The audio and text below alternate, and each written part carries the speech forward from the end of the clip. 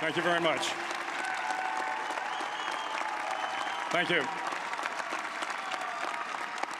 Well, thank you, President Powers, Provost Fenves, deans, members of the faculty, family and friends, and most importantly, the class of 2014. It is indeed an honor for me to be here tonight. It's been almost 37 years to the day that I graduated from UT. I remember a lot of things about that day.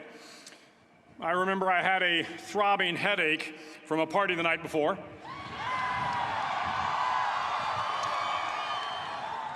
I remember I had a serious girlfriend, who I later married. That's important to remember, by the way. And I remember I was getting commissioned in the Navy that day. But of all the things I remember, I don't have a clue who the commencement speaker was, and I certainly don't remember anything they said. So acknowledging that fact, if I can't make this commencement speech memorable, I will at least try to make it short. So the university's slogan is, what starts here changes the world. Well, I've got to admit, I kind of like it. What starts here changes the world. Tonight, there are almost 8,000 students, or there are more than 8,000 students graduated from UT. So that great paragon of analytical rigor, Ask.com, says that the average American will meet 10,000 people in their lifetime. 10,000 people, that's a lot of folks. But if every one of you changed the lives of just 10 people, and each one of those people changed the lives of another 10 people, and another 10, then in 5 generations, 125 years, the class of 2014 will have changed the lives of 800 million people. 800 million people. Think about it. Over twice the population of the United States. Go one more generation, and you can change the entire population of the world, 8 billion people. If you think it's hard to change the lives of 10 people, change their lives forever, you're wrong. I saw it happen every day in Iraq and Afghanistan. A young Army officer makes a decision to go left instead of right down a road in Baghdad, and the 10 soldiers with him are saved from a close-in ambush. In Kandahar province, Afghanistan, a non-commissioned officer from the female engagement team senses that something isn't right and directs the infantry platoon away from a 500-pound IED, saving the lives of a dozen soldiers. But if you think about it, not only were those soldiers saved by the decisions of one person, but their children were saved, and their children's children. Generations were saved by one decision, one person. But changing the world can happen anywhere, and anyone can do it. So what starts here can indeed change the world. But the question is, what will the world look like after you change it? Well, I'm confident that it will look much, much better. But if you'll humor this old sailor for just a moment, I have a few suggestions that may help you on your way to a better world. And while these lessons were learned during my time in the military, I can assure you that it matters not whether you ever served a day in uniform. It matters not your gender, your ethnic or religious background, your orientation, or your social status. Our struggles in this world are similar, and the lessons to overcome those struggles and to move forward, changing ourselves and changing the world around us, will apply equally to all. I've been a Navy SEAL for 36 years, but it all began when I left UT for basic SEAL training in Coronado, California. Basic SEAL training is 6 months of long, torturous runs in the soft sand, midnight swims in the cold water off San Diego, obstacle courses, unending calisthenics, days without sleep, and always being cold, wet, and miserable. It is 6 months of being constantly harassed by professionally trained warriors who seek to find the weak of mind and body and eliminate them from ever becoming a Navy SEAL. But the training also seeks to find those students who can lead in an environment of constant stress, chaos, failure, and hardships. To me, basic SEAL training was a lifetime of challenges crammed into 6 months. So here are the 10 lessons I learned from basic SEAL training that hopefully will be of value to you as you move forward in life. Every morning in SEAL training, my instructors, who at the time were all Vietnam veterans, would show up in my barracks room, and the first thing they'd do was inspect my bed. If you did it right, the corners would be square, the covers would be pulled tight, the pillow centered just under the headboard, and the extra blanket folded neatly at the foot of the rack. It was a simple task, mundane at best, but every morning we were required to make our bed to perfection. It seemed a little ridiculous at the time, particularly in light of the fact that we were aspiring to be real warriors, tough, battle-hardened SEALs. But the wisdom of this simple act has been proven to me many times over. If you make your bed every morning, you will have accomplished the first task of the day. It will give you a small sense of pride, and it will encourage you to do another task, and another, and another. And by the end of the day, that one task completed will have turned into many tasks completed. Making your bed will also reinforce the fact that the little things in life matter. If you can't do the little things right, you'll never be able to do the big things right. And if by chance you have a miserable day, you will come home to a bed that is made, that you made. And a made bed gives you encouragement that tomorrow will be better. So if you want to change the world, start off by making your bed. During SEAL training, the students are all broken down into boat crews. Each crew is 7 students, 3 on each side of a small rubber boat, and 1 coxswain to help guide the dinghy. Every day, your boat crew forms up on the beach and is instructed to get through the surf zone and paddle several miles down the coast. In the winter, the surf off San Diego can get to be 8 to 10 feet high, and it is exceedingly difficult to paddle through the plunging surf unless everyone digs in. Every paddle must be synchronized to the stroke count of the coxswain. Everyone must exert equal effort, or the boat will turn against the wave and be unceremoniously dumped back on the beach. For the boat to make it to its destination, everyone must paddle. You can't change the world alone. You will need some help. And to truly get from your starting point to your destination takes friends, colleagues, the goodwill of strangers, and a strong coxswain to guide you. If you want to change the world, find someone to help you paddle. Over a few weeks of difficult training, my SEAL class, which started with 150 men, was down to just 42. There were now 6 boat crews of 7 men each. I was in the boat with the tall guys, but the best boat crew we had was made up of the little guys, the Munchkin crew, we called them. No one was over 5'5". The Munchkin boat crew had 1 American Indian, 1 African American, 1 Polish American, 1 Greek American, 1 Italian American, and 2 tough kids from the Midwest. They out-paddled, outran, and outswam all the other boat crews. The big men in the other boat crews would always make good-natured fun of the tiny little flippers the Munchkins put on their tiny little feet prior to every swim. But somehow these little guys from every corner of the nation and the world always had the last laugh, swimming faster than everyone and reaching the shore long before the rest of us. SEAL training was a great equalizer. Nothing mattered but your will to succeed, not your color, not your ethnic background, not your education, not your social status. If you want to change the world, measure a person by the size of their heart, not by the size of their flippers. Several times a week, the instructors would line up the class and do a uniform inspection. It was exceptionally thorough. Your hat had to be perfectly starched, your uniform immaculately pressed, your belt buckle shiny and void of any smudges. But it seemed that no matter how much effort you put into starching your hat or pressing your uniform or polishing your belt buckle, it just wasn't good enough. The instructors would find something wrong. For failing the uniform inspection, the student had to run, fully clothed, into the surf zone, then wet from head to toe, roll around on the beach until every part of your body was covered with sand. The effect was known as a sugar cookie. You stayed in the uniform the rest of the day, cold, wet, and sandy.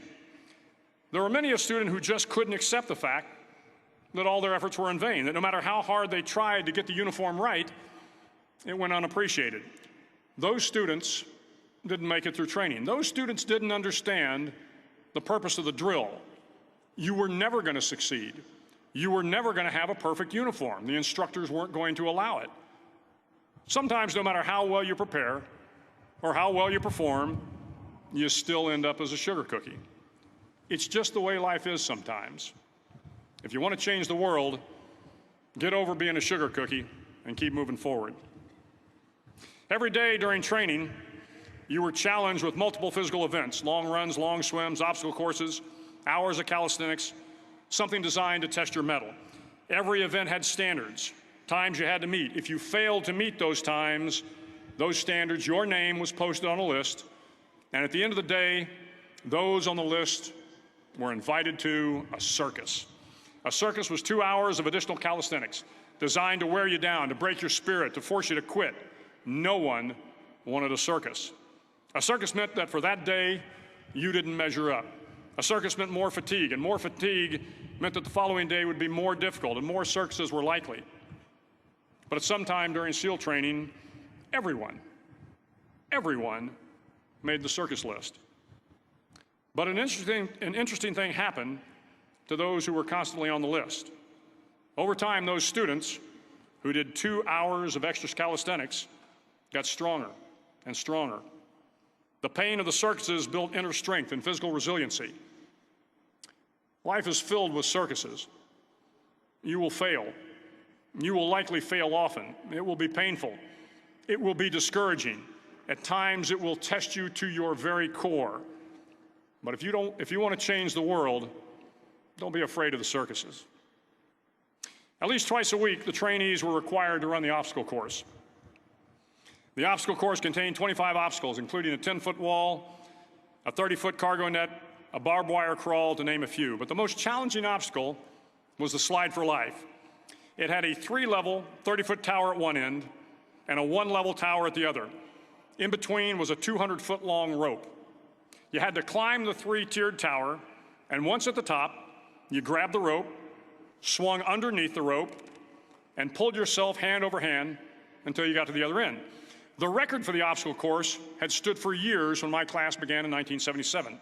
The record seemed unbeatable until one day a student decided to go down the slide for life head first. Instead of swinging his body underneath the rope and inching his way down, he bravely mounted the top of the rope and thrust himself forward. It was a dangerous move, seemingly foolish and fraught with risk. Failure could mean injury and being dropped from the course. Without hesitation, the student slid down the rope perilously fast. Instead of several minutes, it only took him half that time. And by the end of the course, he had broken the record. If you want to change the world, sometimes you have to slide down the obstacles head first. During the land warfare phase of training, the students are flown out to San Clemente Island, which lies off the coast of San Diego. The waters off San Clemente are a breeding ground for the great white sharks. To pass SEAL training, there are a series of long swims that must be completed. One is the night swim. Before the swim, the instructors joyfully brief the students on all the species of sharks that inhabit the waters off San Clemente. They assure you, however, that no student has ever been eaten by a shark, at least not that they can remember. But you are also taught that if a shark begins to circle your position, stand your ground. Do not swim away. Do not act afraid. And if the shark, hungry for a midnight snack, darts towards you, then summons up all your strength and punch him in the snout, and he will turn and swim away. There are a lot of sharks in the world. If you hope to complete the swim, you will have to deal with them. So if you want to change the world, don't back down from the sharks. As Navy SEALs, one of our jobs is to conduct underwater attacks against enemy shipping. We practice this technique extensively during training. The ship attack mission is where a pair of SEAL divers is dropped off outside an enemy harbor and then swims well over 2 miles underwater, using nothing but a depth gauge and a compass to get to the target. During the entire swim, even well below the surface, there is some light that comes through. It is comforting to know that there is open water above you. But as you approach the ship, which is tied to a pier, the light begins to fade. The steel structure of the ship blocks the moonlight. It blocks the surrounding street lamps. It blocks all ambient light. To be successful in your mission, you have to swim under the ship and find the keel, the center line, and the deepest part of the ship. This is your objective. But the keel is also the darkest part of the ship, where you cannot see your hand in front of your face, where the noise from the ship's machinery is deafening, and where it gets to be easily disoriented, and you can fail. Every SEAL knows that under the keel, at that darkest moment of the mission, is a time when you need to be calm, when you must be calm, when you must be composed, when all your tactical skills, your physical power, and your inner strength must be brought to bear. If you want to change the world, you must be your very best in the darkest moments. The 9th week of training is referred to as Hell Week. It is 6 days of no sleep, constant physical and mental harassment, and one special day at the Mud Flats. The Mud Flats are an area between San Diego and Tijuana where the water runs off and creates the Tijuana Sloughs, a swampy patch of terrain where the mud will engulf you. It is on Wednesday of Hell Week that you paddle down to the Mud Flats and spend the next 15 hours trying to survive this freezing cold, the howling wind, and the incessant pressure to quit from the instructors. As the sun began to set that Wednesday evening, my training class, having committed some egregious infraction of the rules, was ordered into the mud. The mud consumed each man till there was nothing visible but our heads.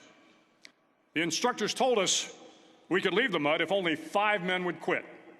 Only 5 men, just 5 men, and we could get out of the oppressive cold. Looking around the mud flat, it was apparent that some students were about to give up. It was still over 8 hours till the sun came up. 8 more hours of bone-chilling cold. The chattering teeth and the shivering moans of the trainees were so loud, it was hard to hear anything. And then one voice began to echo through the night. One voice raised in song. The song was terribly out of tune, but sung with great enthusiasm. One voice became 2, and 2 became 3, and before long, everyone in the class was singing. The instructors threatened us with more time in the mud if we kept up the singing, but the singing persisted. And somehow the mud seemed a little warmer, and the wind a little tamer, and the dawn not so far away. If I have learned anything in my time traveling the world, it is the power of hope. The power of one person, a Washington, a Lincoln, King, Mandela, and even a young girl from Pakistan, Malala. One person can change the world by giving people hope. So if you want to change the world, start singing when you're up to your neck in mud. Finally, in SEAL training, there's a bell. A brass bell that hangs in the center of the compound for all the students to see. All you have to do to quit is ring the bell. Ring the bell, and you no longer have to wake up at 5 o'clock. Ring the bell, and you no longer have to be in the freezing cold swims. Ring the bell, and you no longer have to do the runs, the obstacle course, the PT, and you no longer have to endure the hardships of training. All you have to do is ring the bell to get out. If you want to change the world, don't ever, ever ring the bell. To the class of 2014, you are moments away from graduating, moments away from beginning your journey through life, moments away from starting to change the world for the better. It will not be easy, but you are the class of 2014, the class that can affect the lives of 800 million people in the next century. Start each day with a task completed. Find someone to help you through life. Respect everyone. Know that life is not fair and that you will fail often. But if you take some risks, step up when the times are the toughest, face down the bullies, lift up the downtrodden, and never, ever give up. If you do these things, the next generation and the generations that follow will live in a world far better than the one we have today. And what started here will indeed have changed the world for the better. Thank you very much. Hook 'em horns.